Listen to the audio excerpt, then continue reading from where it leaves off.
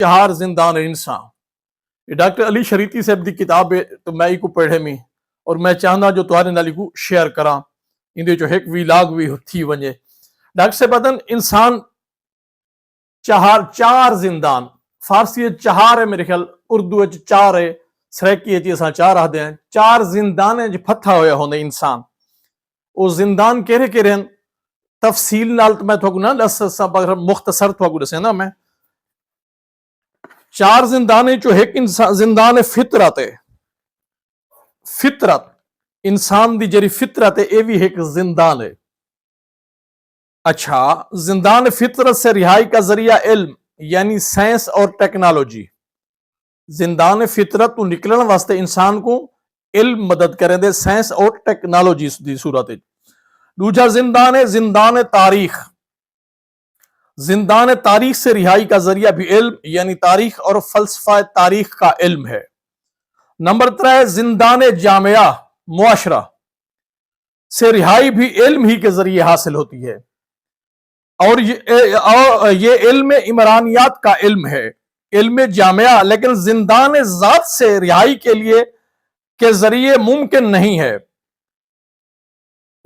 لیکن زندان ذات سے رہائی علم کے ذریعے ممکن نہیں ہے چوتھا جو زندان ہے نا انسان کا وہ ہے انسان کا زندان ذات اگر انسان اپنی ذات کے زندان سے آزادی چاہتا ہے تو اس کا ذریعہ علم نہیں بلکہ عشق ہے اور ایک گال تھوک میں دس دیواں انسان جلے انہیں چار زندان دے وچ رہندے اون ویلے تک انسان بشر ہوندے انسان انسانیت والی ڈگری تے اون ویلے اندے جلے انہیں چار زندانوں کو عبور کریں دے انہیں زندانے دی قیدی چو نکلیں دے انہیں حسارے کو چھوڑ دیں دے اون ویلے کیا بنویں دے انسان جیتی انہیں چار زندانے چ رہے ویندے زندان فطرت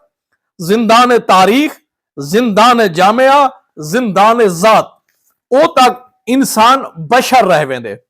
بشر یعنی حیوان دو ٹانگوں والا حیوان دو جنگیں والا جانور وی انسان کو آکھیا ویندے ول اون تو اگلی ڈگری ہے جی وہ ہے بشر ول بشر کی نے جلے انہیں حسارے جو اپنے آپ کو کٹ دے ولا او انسان شمار تھی ون شروع تھی ویندے انسانیت اون لے شروع تھی جلے تسا اے چار زندان نکلندو ہن اساں آخری زندان ذات دے اوتے تھوڑی جی گال کریں دے کیوں جو یہ ویڈیو لمبی تھی ویسی تو آپ کو تکلیف تھی سی اچھا عشق زندان ذات سے نکلن واسطے عشق اور علم دی ضرورت تھی دو چیزاں باقی ترائے زندانے جو نکلن واسطے صرف علم لیکن زندان ذات جو نکلن واسطے علم دے نال عشق دی ضرورت تھی تے عشق سے میری مراد وہ قوت عظیم ہے ڈاکٹر علی شریتی صاحب لکھ رہے ہیں جو مصلحت شناس اور حسابی عقل سے بالا تر ہے یہ وہ قوت عظیم ہے جو انسان کے بطن میں پنہاں ہے جو اس کے وجود کی گہرائیوں کو اس پر منکشف کرتی ہے یہ وہ باطنی قوت ہے جو انسان کے نفس کی برائیوں کے خلاف بغاوت کرتی ہے زندان ذات داخلی زندان ہے اس لیے اس سے رہائی کے لیے ایسی قوت کی ضرورت ہے جس کا سر چشمہ انسان کے باطن میں ہو عشق ایک باطنی قوت ہے یہ وہ قوت ہے جو داخلی محاذ پر سرگرم عمل ہے